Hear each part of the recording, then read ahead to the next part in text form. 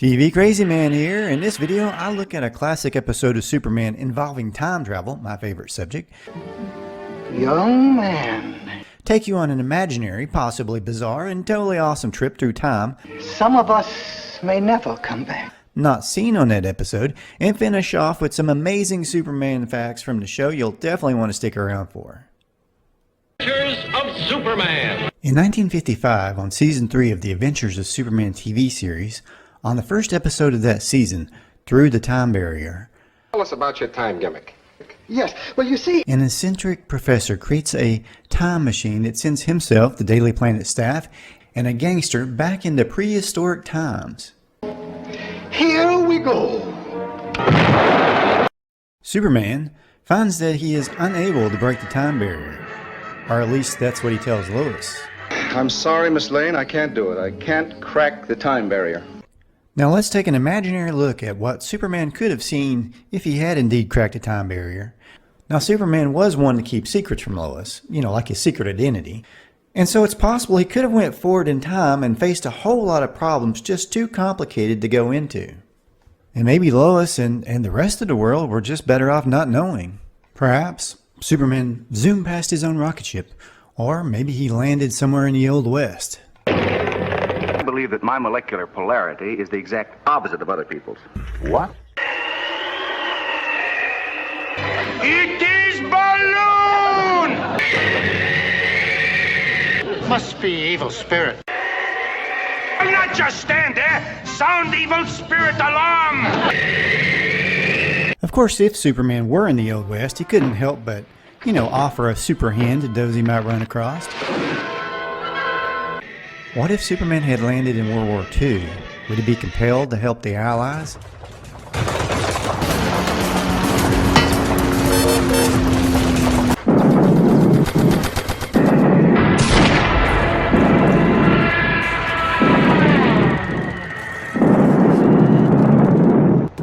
But Superman would have to realize at some point that his efforts to save lives in the war could have terrible consequences to time itself.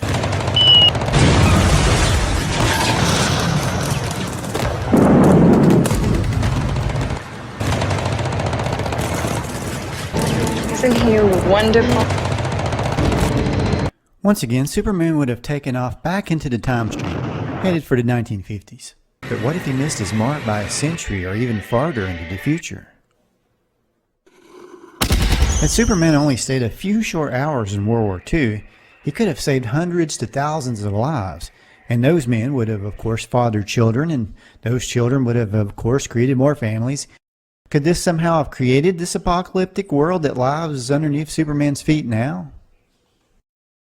Of course, Superman couldn't go back in time and undo saving all those lives. That would break his code. And yet, if his well-intentioned actions caused this terrible post-apocalyptic future where apes talk, what could Superman do? Is it a joke to seek the truth about this man? I believe that my molecular polarity is the exact opposite of other people's. Dr. Zero, would you tell Bright Eyes to be quiet? Oh, you've heard of me then. Silence the animal! Well, now that's an idea I'll thank you to keep to yourself. Objection! Sustained! What's been bothering you these past few days? Objection! These remarks are profane and irrelevant. I see. What about the future? Did you know that DC Comics had its own version of the Planet of the Apes with Jack Kirby's Kamandi? This 1970s comic had talking animals in a post-apocalyptic future. So it's not too much of a stretch to see Superman on the Planet of the Apes. In Kamandi, a group of apes actually worshipped Superman's costume. In 1993, another alternate reality story starring Kamandi featured an elderly Superman that would have a not-so-happy ending in the book Superman at Earth's End. But in the Adventures of Superman, there was always a happy ending. And as we all know, Superman never gives up. So what does he do now? Well, assuming the Planet of the Apes, like Kamandi, is an alternate future, then perhaps Superman only got separated from his particular timeline. So once again, he takes off to break the time barrier, but this time moving slightly sideways through time, he lands in an alternate world where the future looks bright and superheroes exist that look to Superman's past example for inspiration. This future belongs to the Legion of Superheroes. That in the comics was joined by Superboy, who traveled back and forth through time to help his friends battle evil. Of course, our TV Superman was never Superboy. So once again, he realizes he missed his timeline. Great Scott! But with the aid of the young Brainiac, Superman now knows how to navigate time to get back to Lois. Come to think of it, that's not a bad idea. Brainiac 5 warns him he must not continue to interact with points in time other than his own. The very existence of alternate timelines could have very well began with Superman's stopovers in various points in time. Superman's only course of action was to go back in time to the exact moment that he first cracked the time barrier. With Brainiac 5's calculations, Superman would be able to do so and would essentially reconnect to his previous self with memories of his time travel intact. I can't crack the time barrier. Now he realizes that the only safe way for him to get himself and the others back to the 1950s metropolis is to use Professor Twiddle's time machine. And so that's where the original episode would have picked up again. You know, if we wanted to keep going with this, we could have had the gang appear only to find something like this. You know, I always wondered where they were going with this ending on the 2001 Planet of the Apes. Now, let's look at some cool, fun trivia facts from the episode Through the Time Barrier. Sterling Holloway played Professor Twiddle on this episode. He appeared on a total of 3 episodes of The Adventures of Superman. In Season 2, he played Professor Oscar Quinn. Why they didn't just give him the same name, I don't know. He was basically playing the same character. Who is Superman? Who knows, maybe they just forgot his name from Season 2. Now, I've always recognized Holloway as the voice of Winnie the Pooh. He appeared on a lot of classic TV series besides The Adventures of Superman. On The Twilight Zone, he was a TV repairman, and once on F Troop, he played a sheriff. His last TV credit was for narration on an episode of Moonlighting in 1986. The budget was small for the 1950 Superman series, but they managed to travel across time anyway, by giving the professor a simple box with a couple of knobs and switches, and then they threw in a puff of smoke, and voila, instant time travel. Oh, you must be Turk Jackson. Right as rain. James Hyland played Turk Jackson, the gangster. Before this episode, he played a policeman, henchman, a farmer, even a newspaperman on several other series.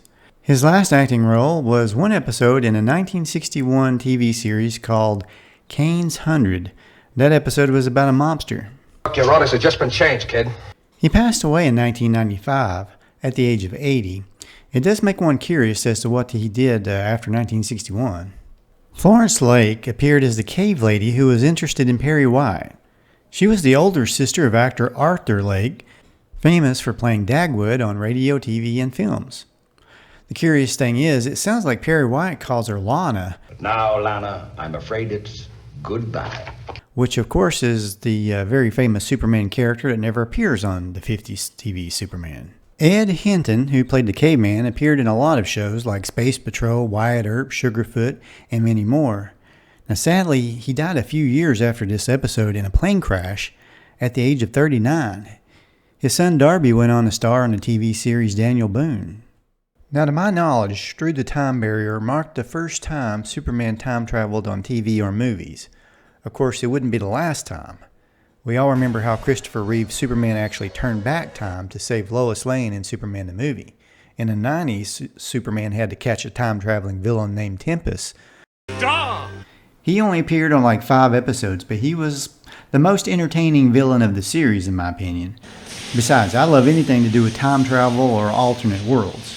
In the late 80s, early 90s, the TV series Superboy had an episode called Hollywood, which featured a professor who invents a time machine, which sent Superboy back into time. Kind of sounds familiar. In a 2-part episode, The Road to Hell, Superboy traveled through alternate realities, even running into an older Superman, played by Tarzan's Ron Ely. Which is fitting, as Ely also played Doc Savage, the Man of Bronze, in 1975, who also had a Fortress of Solitude. Sadly, Ron passed away earlier this year in September. In a previous episode, 2-parter, entitled Roads Not Taken, Superboy travels to an alternate world where he finds himself as a dictator. Some of my favorite Superman comics have featured time travel, like Superboy 85 from 1960 when Superboy tries to save Abraham Lincoln. The 1982 issue Superman 380 where Superman flies into his younger self as Superboy and trades places in time. Or the 1990s story arc Time and Time Again, which features Superman ending up in World War II and later meeting the Legion of Superheroes in the future. By the 90s, DC Comics, of course, Superman had been revamped and his earlier adventures as Superboy no longer existed. Instead, it was claimed that the Superboy that hung out with the Legion was from a pocket universe. Superman also runs into a few dinosaurs as well in Time and Time Again and ends up in the days of King Arthur. Now, there's been a whole lot more Superman time travel stories than that. But you know, I can't seem to find mention of what was the very first comic book story where Superman first time traveled. If you know it, please post it in the comments below. One of the questions people have with time travel is, what happens when someone comes upon themselves in the past? Now, back in the 70s and 80s at DC Comics, if a superhero traveled to the past, or they already existed, they would become intangible phantoms, which was good because some sci-fi stories out there have it that if you ran into yourself in the past, it would cause the end of the universe, or something worse. Okay, the question I have is, does changing the past always create an alternate timeline? I mean, let's say you went back to change some historical event like saving Abraham Lincoln from getting shot, and you succeeded. But then instantly you would have erased the very reason for going back and wouldn't therefore need to go back. But if you didn't go back, then Lincoln would still be assassinated. But then what if you went back and just changed some random event that you never really intended upon changing anyway? Would anything happen? Could I go back in time and, say, buy a copy of Action Comics #1? Because I'd love to do that. I mean, I'd love to buy every copy on the newsstands I could find. But then when I got back, would the world turn into the Planet of the Apes? So little time. So many questions. Well, I guess that's it for this video. Thanks so much for watching. Let me know what you think in the comments below. Subscribe. Hit the like. Tell me what you like to see down the road. Y'all have a great day.